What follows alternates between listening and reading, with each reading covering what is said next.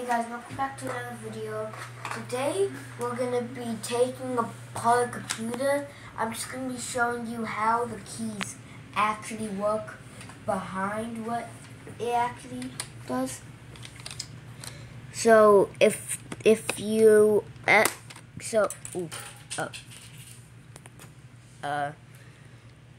key went we'll never find that key again, but I'll just use this key then, a blank key.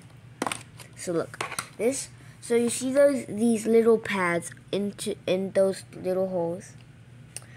Those connect to this, and whenever you push this down, whenever you push the key down into it, it has sensors inside of it, which tell you which key you just pressed, sends it to the motherboard, and then then the motherboard tells the computer to put that letter on the screen. So that's how the computer works for typing. I hope this helps if you have a bad key. Bye.